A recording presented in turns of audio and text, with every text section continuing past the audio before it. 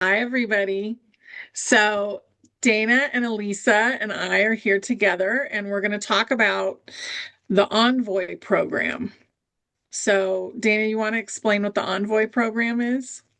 Yes, so when a soul family, a galactic soul family, the actual family itself, one of the family members decides to, follow their calling to come to Earth and to help out, just like we all decided from a soul level. They leave their actual physical galactic body in a stasis pod. I'm not sure exactly what that looks like, but they are able to move their consciousness down into a younger person, whether it's a baby or they come in a little bit after that, and they're able to help with the vibration of raising the planet. So that, in a nutshell, is the Envoy program. There's a ton of books out there about it. Megan Rose has written two that are really good. So because that's happening on a galactic level, how is that affecting you, the person that's watching this? Is this like an afterthought? Is it something that you dream about? Is it something that you want to talk more about? Would you like to have class about it? That's what we're trying to provide to some folks in the audience. I myself don't feel like I'm a part of the Envoy program, but I'm very intrigued by it. And for me, I'm more just curious about how this is going to unfold. So for me, I would be more interested in learning how to connect and open up and create space, and also to allow my inner child to accept the fact that we are going to have contact and get excited about it and not nervous about it. Because for me, I really understand the psychology of movies and how they've actually portrayed most of our galactic family as negative. And we have to deprogram that and reprogram beneficial, benevolent beings that are here to help us and that they're at our level. We're not putting them on a pedestal. And if for those of you that watch Deep Dive Fridays, there was one recently on Halloween that it's on Ashley Sage Esoterics, her YouTube channel, with Janine. They had the same topic. So this is in the collective consciousness. We're talking about this, whether it's our group as the awakened, whatever you want to call us, or the folks that are just watching these videos. I'm sure a lot of you have already seen that video. For those of you that haven't, you can go and check it out. They talked exactly about what we're talking about right now, how the amount of self-love you have is going to connect you to your galactics. So that's really what we want to drive home in this class and really invite you to open up to that new beginning and that part of the ascension, because it's going to be a big part of ascension. I agree. I agree because whenever you love who you are, you shine like a light bulb. Okay, and it radiates out, and you are a magnet, right? We're all magnet. So when the more self-love you have towards yourself, it doesn't mean you're selfish, doesn't mean you're narcissistic or anything like this here. It just means you love yourself so much you want to give yourself these things. You want to allow this for yourself because you love yourself so much, you know? So and then bringing that in, how does one bring that in? How do you do that? How does one love thyself? You know, and it is doing nice things for yourself, having that belief, create those childlike imagination things, and prepare yourself for the things that are coming towards you because you are worthy of it. You know, and how do you know you're worthy of it? Because you're just thinking about it. You create it. You have that want, your desire. So how do you see yourself? Well, you have to love yourself in order to be able to see these things, to see yourself as being a part of it. So self-love is a big thing. It doesn't mean you're being mean or forgetting about somebody else. It just means you love yourself so much you want to you desire to give yourself these things because you wouldn't even have that desire if God didn't put it into you in the first place. Yeah. Um, Mhm. Yeah, a lot of us have been taught to be thinking about the other person before we think about ourselves. And through this process, we've been learning that we need to take care of ourselves first Hmm. because otherwise we cannot take care of others. And being sovereign means, is this in my highest good to do this action? Or is it only good for the other person? And am I hurting myself? And I think that's been one of the biggest things that we've been learning because we've been taught to just give it away. So that doesn't work for people anymore. And we really need to have that self love because the inner child, the human part of you, has not had a lot of love throughout these lifetimes that that inner child has been experiencing here on earth. Hmm. So that is the change that we're looking for. And the interaction with other beings and letting go of prejudice is what we're doing here. And this class is to help you with that.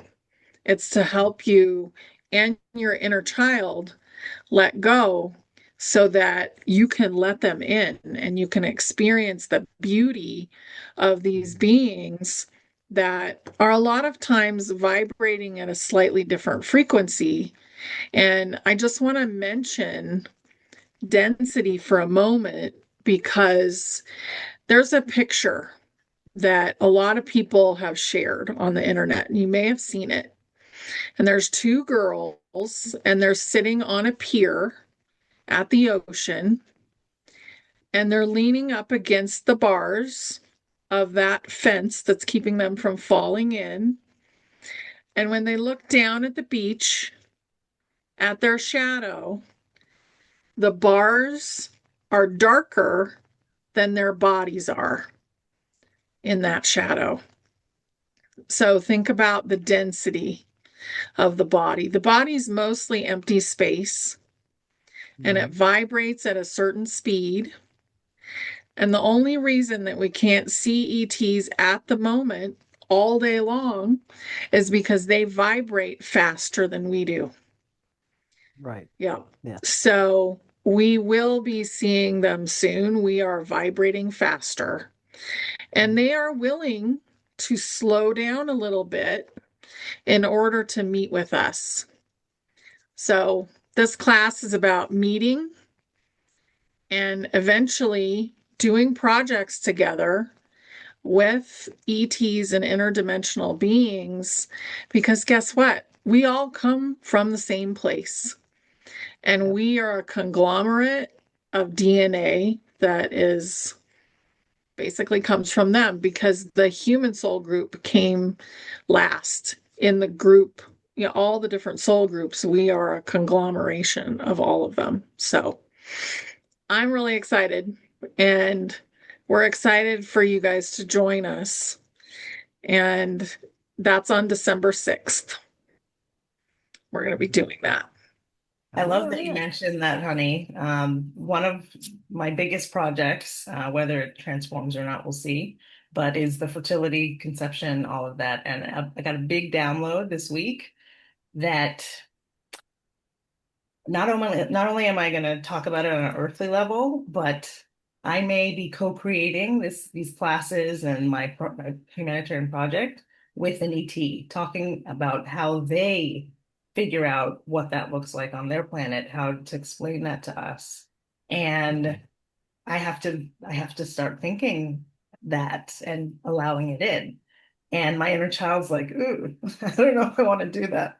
But I have to allow that. I really do have to allow that in. And we are going to do projects together. I can feel that deeply. And just to bring the inner child back to like a base level, I thought of something recently. We're all tired. We're all dealing with ascension. We're all sleepy. So I wanted the inner child to answer that question. What do I do when I need a pick me up during the day, like at 3 o'clock when I'm about to wrap up work and go pick up the kids and, start my second job as being a mom. Do I drink a stimulant? Do I drink tea or coffee, or do I take a nap? It's not about what I want, it's about what the inner child wants. The inner child wants a nap. And when we wake up at 3 a.m. in the morning, 5 a.m. in the morning, a lot of us have been doing that. What does the inner child want when my children were smaller, they still kind of wake up in the middle of the night, but not as much. What did they need? They needed me to just hug them and rock them and get them back to sleep. Maybe put on some white noise or brown noise in the room and Mhm. really just bring them back to some sort of calm. So this class is going to create that atmosphere for your inner child to get them Yeah, ready to be on the same level with the galactics and great. becoming galactic. I agree. And which leads me to that, everybody's already heard this, but I wrote the song Inner Child. And that is to, reconnect with your inner child. And I also have two more that will be coming out. And the other one is Child Hero. And then the other one is I Don't Hide. So meaning I don't hide my inner child, but I will put those whenever we do the show. We'll put those links in there. But yeah, that's a good way to reconnect with your inner child and allow that inner child to either overcome trauma or get back to the basics whenever it was in the beginning. So curious, so wondrous, it had no fear. Okay. It was just all curious and awe and wonder to it. It didn't understand. It was just open to it with no fear. But now you're an adult and you have that, you want to get that wondrous and everything back to you with the no fear, but you're an adult to help it yourself and that inner child to go further and find out what this is about. It's like you're holding its hand and it's holding your hand. So to speak, yeah. So anyway, all the links will be below, and we really love you guys and hope that you join us, and also hope that you're thinking about these things Mm, because the world is changing, and it we're is. really excited to be a part of it with you. Me Yeah, too. love you guys. I love you guys. Yeah, man.